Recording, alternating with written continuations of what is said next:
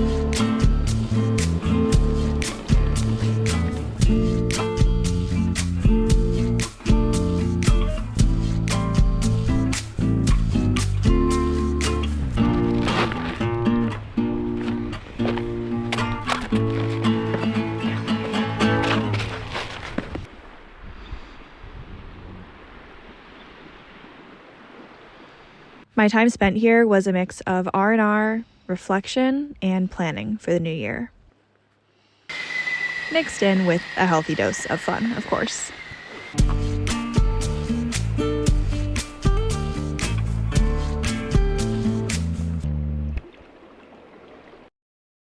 Well, good morning from the set of Castaway. Lisa's starting to feel like that with the state of my hair and having been sat on this beach for 4 or 5 days now. Honestly, I don't remember, which I'm taking as a good sign because that is why I came out here. To spend time on the water, to read my books, to journal and plan for the year to come, and to just spend some time decompressing. But all of that said, we unfortunately cannot stay here forever. I need a real shower. I have been showering, I promise. But since I came to Nevada, I've only had one proper hot gym shower, and that just sounds incredible right now. And in addition to that, I need to start getting ready because later this week, my parents are actually coming into town. But before we can go and get all of those chores done, I desperately need to clean and pack up. I've really gotten settled into this spot and my stuff is strewn everywhere. So I'm gonna go do that. And while I do, let's hear a word from today's sponsor, Bluetti. If you've been around for a few months, it's no surprise that I like to get off the beaten path. And in fact, I think this winter I'm taking that to an entirely new level with international travel and remote beaches like this. And as luxurious as that sounds and is, I wouldn't be able to do it without internet connection. And up until now, I've been relying on a very small, very unreliable, cracked screen Verizon MiFi, which is why this past week I decided to make the jump to Starlink. And that's all thanks to Bluetti. If you're thinking, Bluetti is for power though, Bluetti is not for internet, you're right, but I wouldn't have been able to upgrade to Starlink without a bigger Bluetti system because of the amount of power that my internet now pulls, which is one of the main reasons why people don't get Starlink, and it's definitely why I waited so long. But with the AC200L's 2048 watt-hour capacity, I knew that it would have no problem keeping up. Out here, I double time it and bring out both of my solar panels, each at 200 watts for a total of 400 watts of input from the sun. That's free power that, as long as the sun is shining, I'm able to keep the Bluetti nearly fully charged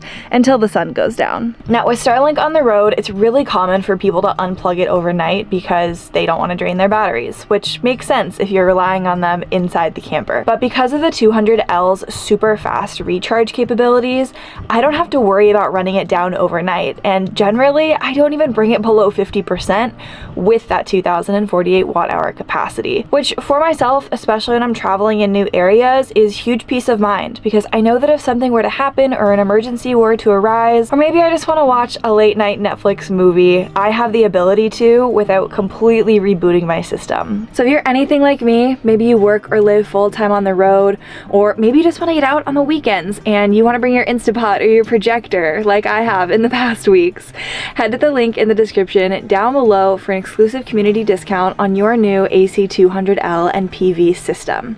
And thank you again to Bluetti for sponsoring today's video. Speaking of though, it's time to unplug the Starlink and get back on the road.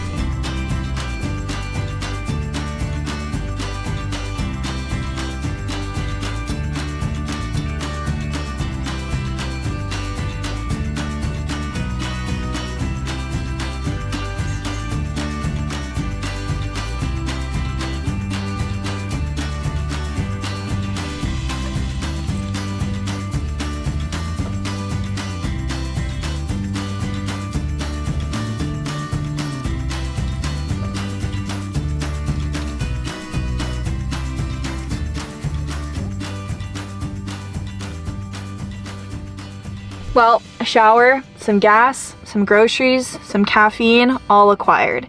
I still need to get some water, but I think that when I was in line at Walmart, very long holiday lines right now, I just found our next campsite. It's a little bit further off the beaten path than I would prefer, considering my parents are coming into town, but I just called my mom and actually found out that they're not going to be here until a little bit later in the week, which means that I have plenty of time to go find a new spot and explore.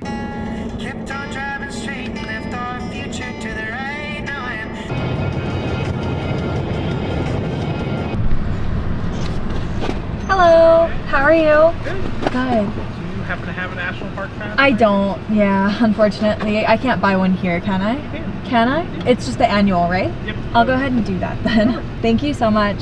Have a nice day. Thanks. Good girl. Here you go.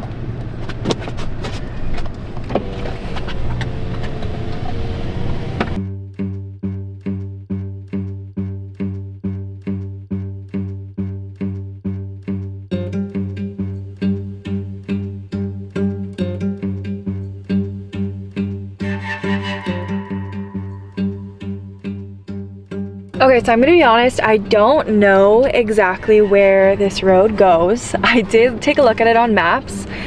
Ooh, start not strong. And it does look like it'll take us to basically the backside of a cove, because right now this cove area, unsurprisingly, it's a beautiful week, has some people camped in it.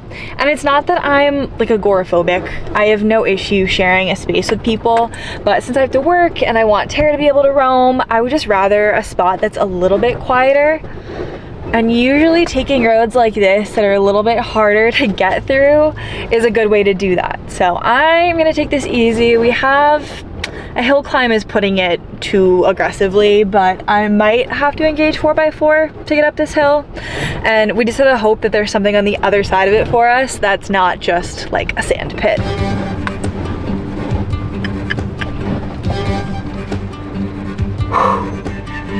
Okay. Where do we want to go from here?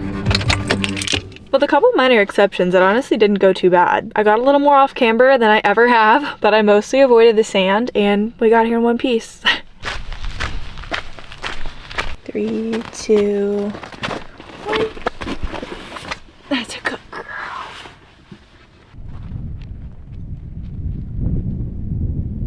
Well, there's definitely a little bit more trash on the ground than I would like, but generally speaking, this is probably one of the most beautiful campsites I've ever stayed at. And the trash thing, man, I know I've been talking about it a lot lately, but it's just really getting to me, especially in areas like this where right at the entrance and exit, everyone has to go through it.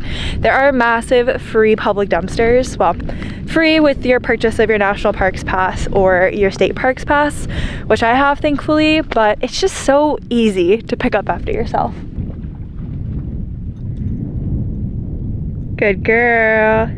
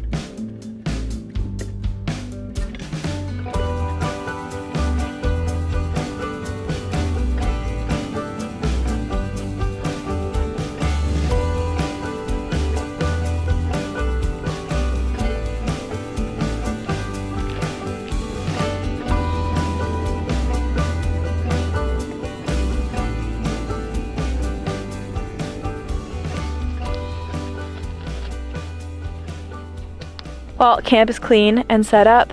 The sun is setting beautifully behind this lakeside camp that I still can't believe we scored. And Starlink is running at full power, which even at full startup power, the Bluetti can run for 21.6 more hours, it says, even though I barely charged it today while we drove, which means that we can watch the new and final Bound for Nowhere Todo Bien series finale. I'm so sad that the series is ending, but honestly, their work and travels have been so inspirational for me. More on that tomorrow, and I can't wait to see how they finish it all off.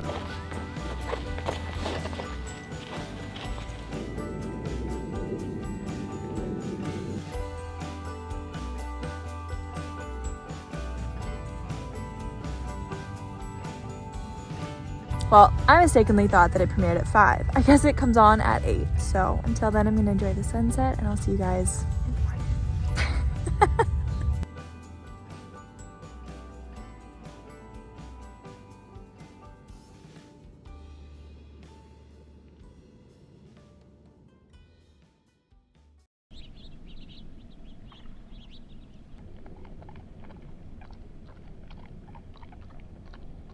Bueno, buenos días desde Lago Mead. ¿Qué? ¿Crees que estoy en Mexico? No. I am still in the US. I'm still in Nevada, but you may have already guessed it from yesterday's preview. Tara and I, post-holidays, are heading down to Mexico. Now, I know that I'm not original in doing this. A lot of people snowbird and head south for the winter. But if I'm being honest, it's something that I just haven't been in the right place to do over the past few years since having a rig. I was either building during winter, getting ready to sell a rig, or just hadn't been on the road long enough to really commit to doing something international. And I know originally I was thinking I would spend a lot of this winter in the snow.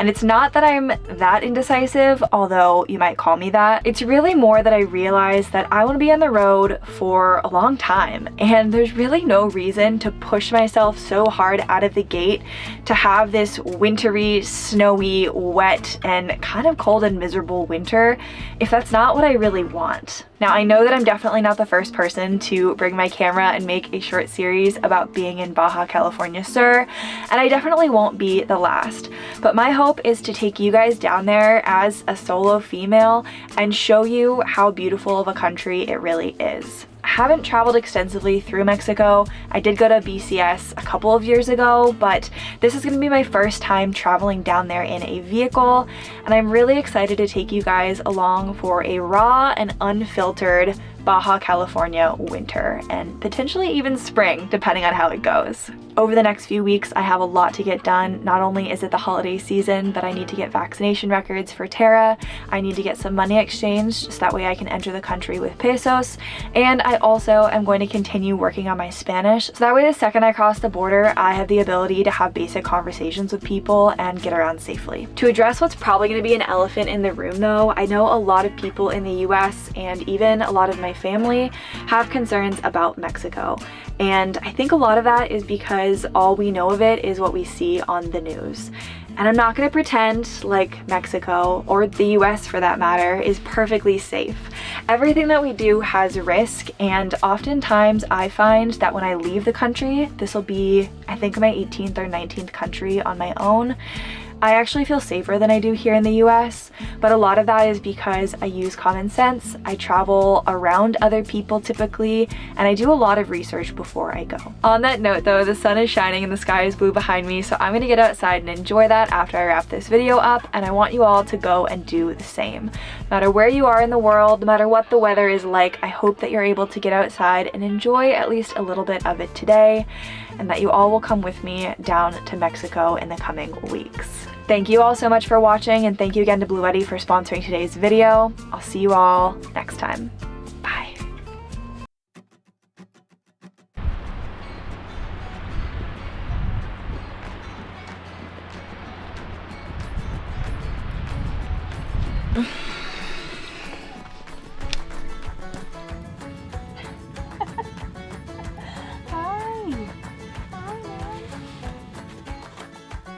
But don't tell me about yourself, 'cause I don't need any more help to fall for you.